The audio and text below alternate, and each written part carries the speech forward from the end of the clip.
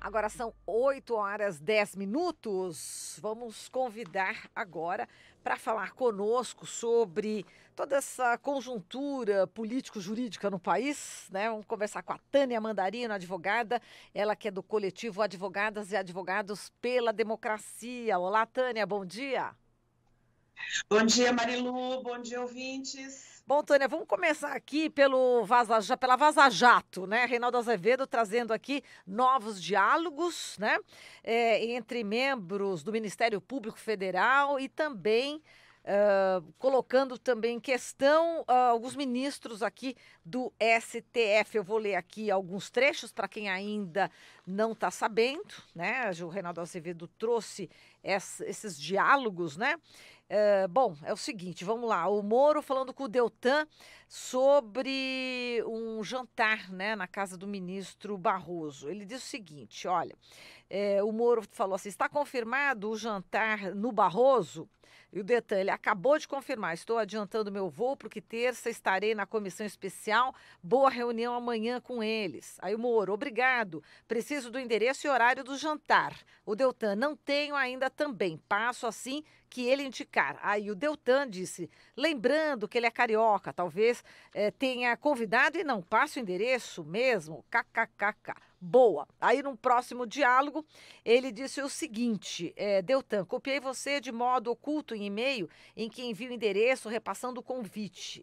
Informo que a arte do convite da palestra Democracia, Corrupção e Justiça, Diálogos para um País Melhor, que ocorrerá no dia 10 de agosto, já está pronta, conforme link que segue abaixo. Ademais, indico que na segunda-feira estarei em contato para informar sobre o roteiro de atividades, refeições, aeroporto, traslado. Aí o Moro pergunta, como foi no Jô? Se referindo ao programa do Jô Soares, né, da Globo. Aí o Moro disse, não recebi o e-mail com o endereço. Deltan, ele quer que você vá. E seria bacana você ir. Só não sei o timing, RS, risos, né? Da vez anterior que eu fui mais no conteúdo, né? Essa vez tentei mesclar conteúdo com entretenimento e acho que o resultado foi bacana. E no outro diálogo, vamos ver aqui, não é esse aí, são esses os diálogos, né, que a gente coloca agora envolvendo o ministro do STF, Roberto Barroso. Como é que você analisa, né, esses diálogos, esse jantar, né? Tem também o que o Barroso próprio também está falando, né? Em seguida, ele diz o seguinte na mensagem, isso que aqui é importante ainda, Tânia. Caros Deltan, Moro, Oscar, Caio Mário e Susan, Tereza e eu teremos o imenso prazer em recebê-los para um pequeno coquetel jantar em nossa casa no dia 9 de agosto próximo, terça-feira às 20h30, em honra dos participantes do evento Democracia, Corrupção e Justiça, Diálogos para um País Melhor. Será uma reunião em traje casual com a presença limitada aos organizadores do evento, o que inclui membros da minha assessoria e poucos dirigentes do Unicelb, com máxima discrição. Na medida do possível, desejamos manter como um evento reservado e privado. Estamos muito felizes de tê-los aqui. Nosso endereço, nosso telefone, Deltan tem meu telefone, pode ligar em qualquer necessidade. Abraço a todos. Luiz Roberto Barroso. E aí, Tânia, como é que você analisa mais essas informações, né, da Vaza Jato? Uma situação bastante delicada, para dizer o mínimo, né? Tá ficando muito feio e muito constrangedor, Marilu. Esse evento reservado e privado relata, na realidade, um ato de promiscuidade entre o Poder Judiciário e o Ministério Público. E sabe-se lá mais quem da Polícia Federal que eventualmente esteja envolvido nesses jantares. A gente vê com um olhar de perplexidade, porque nos parece extremamente grave que o ministro do STF pretenda convidar um juiz e o órgão acusador, que estavam, inclusive, com a operação que mudou completamente os rumos do país, que destruiu o país e colocou um homem, vários talvez, outros também, mas um dos mais representativos, inocente, sem provas, dentro do cárcere, para evitar que um projeto popular pudesse vingar novamente no país.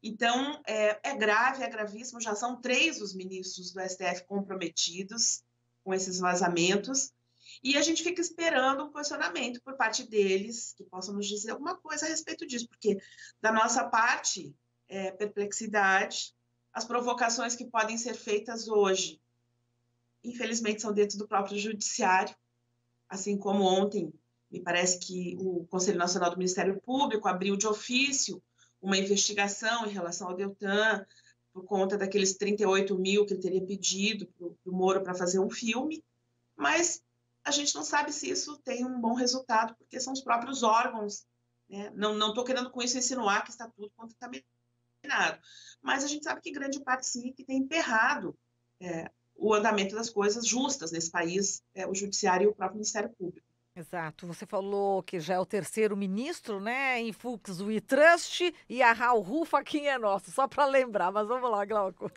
Bom dia, Tânia.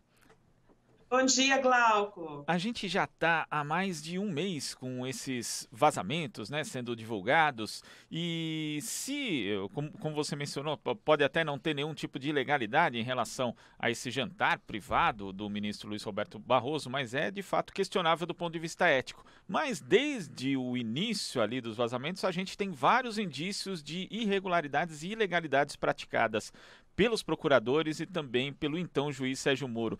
No seu ponto de vista, o que de mais grave foi revelado até agora dentro aí dessas mensagens de Telegram que foram divulgadas? Sua pergunta é interessantíssima. Eu mesma estava me fazendo essa pergunta ontem à noite. É tudo muito grave, Glauco, mas eu me atrevi a dizer, a avaliar que existe uma gravidade muito grande no vazamento da noite anterior a ontem, lá, quando o Deltan pede dinheiro público para o juiz, então juiz Moro, para a realização de um filme publicitário em relação às 10 medidas. Eu acho isso gravíssimo, porque a Lava Jato, em sua essência, se trata justamente de uma operação que avalia desvio de verbas públicas, a utilização de verbas públicas, a corrupção ativa, a corrupção passiva. Então, esse indício, essa demonstração, ainda que não tenha uma resposta de Sérgio Moro ali naquele vazamento, dizendo, tá bom, eu dou, mas, por outro lado, ele também parece que recebe aquilo com muita naturalidade, como se já fosse até um comportamento usual, liberar alguns valores para o Ministério Público. Isso me parece bastante grave e que demandaria uma boa investigação. Nós temos aqui em Curitiba, atualmente, várias peças publicitárias, Glauco, de outdoors em verde e amarelo, com uma foto do Sérgio Moro bem grandão de um lado e do Deltan Dallagnol do outro lado, Lava Jato Eu Confio. Em abril, nós, representando o Comitê de Direitos Humanos de Foz do Iguaçu, que o Aloysio Palmar é presidente, e o professor Marcelo Neves, da UNB, nós do CAAD, ingressamos com um pedido de providências no Conselho Nacional do Ministério Público para saber de onde vinha o dinheiro de um outdoor que então tinha sido instalado a caminho do aeroporto aqui em Curitiba. E hoje vai sair um furo sobre isso também, porque eu não posso adiantar, me parece que um jornalista do DCM foi atrás da pessoa indicada pela empresa de outdoor, de que ele teria feito a contratação, e nós vamos ter algumas novidades hoje aí também a respeito do que, se ele realmente contratou ou não, como é que foi isso. Então, a gente tem visto indícios de que realmente dinheiro da Lava Jato era utilizado por ali mesmo, para instalação de escutas, né, na própria Polícia Federal, para a realização de filmes. A gente precisa saber mais também se o filme A Lei é para Todos não contou com o dinheiro da Lava Jato. E o que eu imagino que deva ser feito agora, quer dizer, faz tempo, a doutora Ivete Caribé da Rocha, que é do nosso coletivo, ela bate nessa tecla faz muito tempo. É preciso ingressar com uma ação de prestação de contas diante da Lava Jato. É preciso todas as forças jurídicas democráticas desse país, advogados, partidos, entidades, frentes populares, façam esse empenho e ingressem com um pedido de prestação de contas para que eles expliquem para onde é que ia o dinheiro, porque não dá para você ser um moralista sem moral dessa maneira, julgar quem desvia dinheiro e desviar dinheiro, né, Glau?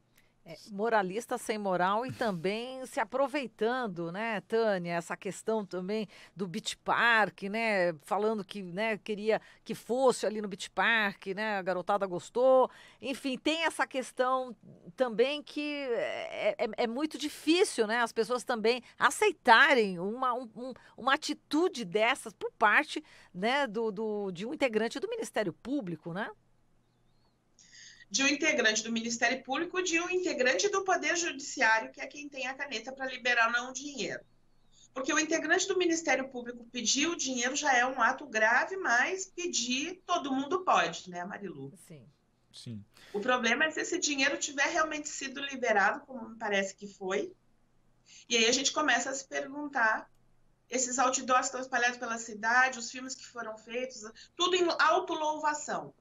São peças publicitárias, ou que estão ali promovendo as 10 medidas, ou que estão promovendo a Lava Jato com a foto do Moro de um lado, a foto do Dallagnol de outro. Será que essas pessoas pensam em se candidatar a algum cargo político no país? É a pergunta que eu me faço. Será que esses recursos da Lava Jato não estão sendo utilizados para fortalecer esse partido da Lava Jato, que venha lançar um candidato aí à presidência? Nós não podemos permitir isso diante de tamanha irregularidade, ilegalidade, promiscuidade, tudo que se possa dizer de ruim, tudo que eles apontavam nos acusados da Operação Lava Jato, eu não estou entrando no mérito se algum outro tinha ou não, eles mesmos cometiam, e isso é uma ruína para nós, inclusive enquanto poderes, o Judiciário ali e o Ministério Público, né, que faz tempo já acha que é o próprio juiz, que eles não são mais órgão acusador. O Ministério Público no Brasil senta do ladinho do juiz em todas as audiências. Isso proporciona, o nosso sistema processual também proporciona essa aproximação. O gabinete do Ministério Público é pertinho do gabinete do juiz ali, enquanto nós, advogados, não podemos ficar, né, nos aproximar dessa maneira, até é bom que não. Então, essa promiscuidade toda precisa ser revelada e nós precisamos urgente de uma reforma no Poder Judiciário para além dessas questões que estão sendo vazadas. Exato. E Tânia, Marilu, também nesse aspecto aí da questão do Beach Park, né? A gente lembra que era uma palestra ali para a Federação de Indústrias do Estado do Ceará, e quando o Conselho Nacional do Ministério Público arquivou uma representação dos deputados Paulo Pimenta e Vadir Damus para justamente investigar as atividades aí ditas comerciais, né, do Deltan Dallagnol, a alegação foi que essas palestras estavam inseridas dentro do conceito de docência. Eu questiono, Tânia, que tipo de docência pode ter ali de um procurador para o empresário? Ele está dando aula para o empresário? Quer dizer, a gente não está falando de estudantes de direito, de pessoas do meio jurídico, está falando de empresários. E essas palestras não foi só com a Federação de Indústria do Estado do Ceará, várias outras associações comerciais, industriais, de bancos, contrataram serviços de Deltan Dallagnol. Então, de docência tem muito pouco, né? E também de decência, né? Docência e decência. Quase nada, ou absolutamente nada de decência. É interessante porque a Unimed, me parece também, que antes de falir, contratou essas palestras, né? Antes de entrar em processo de dificuldades ali. Mas essa técnica, Glauco, de dizer que a docência me parece que é utilizada pelo Moro também, eles são useiros e vezeiros nisso. Vamos nos recordar de quando o Moro era professor da Universidade Federal do Paraná e queria que a sua carga horária semanal fosse reduzida de 12 para 8 horas aulas, porque ele era assessor da Rosa Weber no STF. E o argumento que ele utilizou juridicamente, porque a Universidade Federal do Paraná indeferiu essa redução, ele foi para o judiciário, entrou com uma ação e usou o argumento de que ele era assessor da Rosa Weber e ele também era juiz, então a produção dele no trabalho poderia ser usada como produção científica e complementar essas horas. E teve derrotas aqui no Paraná no judiciário estadual e não conseguiu, depois acabou pedindo exoneração da federal e lamentavelmente foi trabalhar no mestrado da Unicuritiba. Eu digo lamentavelmente porque é a faculdade onde eu me formei. Então, essa técnica de querer utilizar as palestras, as atividades que eles estão fazendo profissionalmente como atividade docente, deve ser formação deles já também para fazer isso, né? Dizem que eles fazem curso nos Estados Unidos para conduzir essa Operação Lava Jato. Então, lá eles devem ensiná-los a fazer isso. Olha, vocês vão dar palestra, ganhem dinheiro, mas digam que é docência. Exato. Inclusive, já que você tocou nessa questão, né, ele dando aulas, né, na Federal de Curitiba e na Unicuritiba também, não sei se você ficou sabendo, né, Tânia, que teve uma nota, né, de um departamento, não sei se do direito ali da Unicuritiba, em apoio ao Sérgio Moro, né, da Lava Jato. Como é que você vê? Epa, agora saiu aqui a imagem, vamos ver se a gente continua com a voz da Tânia Voltei. Mandani. Voltou, Voltou. voltou. Então, parece que eles até fizeram uma nota em apoio, né, ao Sérgio Moro. Não fiquei sabendo É. disso. Foi quando, Marilu? Recentemente. Preciso dessa nota. Tá, Para me sentir um pouco digna por ter estudado na Unicuritiba. pois é. Bom, enfim, só acrescentando esse detalhe, Glauco. Agora, Tânia, outra decisão também que repercutiu aconteceu ontem, né, com o ministro Dias Toffoli aí suspendendo os inquéritos em curso em relação ao hoje senador Flávio Bolsonaro. Como é que você viu essa decisão dentro desse ambiente jurídico, que a decisão talvez até atenda a um princípio jurídico, talvez seja mesmo fundamentada, só que dentro desse contexto que a gente tem, com tantas decisões seletivas, parece que se olha mais para a figura do réu, para a figura do acusado, do que para a lei em si. Você respondeu, Glauco. A decisão é perfeita, né? Mas o momento em que ela é tomada é altamente tendencioso. Essa decisão tinha que ter sido exarada, tomada há muito mais tempo. Na realidade, a gente tem uma lei complementar de 2001 já, que autoriza a utilização de dados fiscais sem uma ordem judicial. E essa lei ela foi objeto de várias ADIs, de várias ações de descumprimento, de várias ações de inconstitucionalidade, né? E o STF... Agora deu uma pequena travada aqui na internet. Ai. Vou ver se a gente consegue esse contato aqui com a Tânia Mandani. Agora entrou sim. Ligação. Vamos lá. Então vamos lá. Desculpe que eu tô aqui só com o computador. Vocês estão me ouvindo? Estamos, Sim. inclusive vendo. Pode, para quem está no YouTube e na TVT. Adriano Argolo, eu estou com a RBA, não me ligue. Boa. Convida todo mundo para ficar assistindo. Entra no YouTube aí, da Rádio Brasil Atual, pessoal. Vamos lá, diga lá. Bom, o STF já tinha, no julgamento dessas ações de inconstitucionalidade, já tinha meio que definido que uma parte dessa lei de 2001 é constitucional, ou seja, até o limite de que esses dados fiscais sejam, sem autorização judicial, possam ser obtidos só a forma grosseira deles.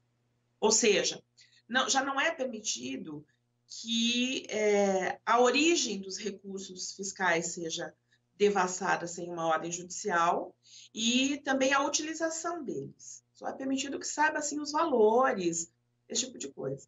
Então, por conta desse posicionamento do STF, já há muito tempo deveria estar sendo indeferida qualquer obtenção de informações fiscais a pedido de órgãos como o COAF, como o Banco Central, como o Fisco, esse tipo de coisa.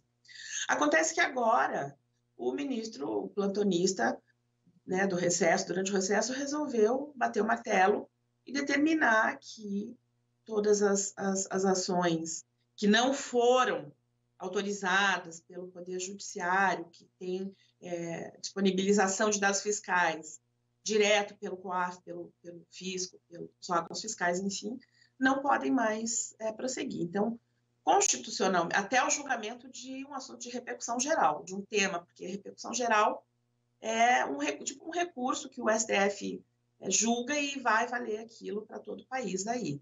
E está na pauta, está na fila, acho que é o tema 909 ali para o julgamento do STF. Então, isso deveria ter sido feito há muito tempo. A pergunta que se faz é isso que você bem coloca, Glauco. Por que somente agora para o Flávio Bolsonaro? E essa é a perfeição do judiciário, que nos parece. Ele ele retém a prestação jurisdicional de forma seletiva e presta isso a conta-gotas e para os amigos do rei. O inimigo, no seu momento de receber prestação jurisdicional, não a recebe. Então, essa é a parte ruim. Mas a decisão em si é uma decisão justa que já deveria ter sido tomada há muito tempo. Perfeito. Tânia, a gente agradece aqui a sua participação. Um grande abraço para você. Abraço para vocês, bom dia. Bom dia. Falamos aqui com a Tânia Mandarino, advogada do coletivo Advogadas e Advogados pela Democracia.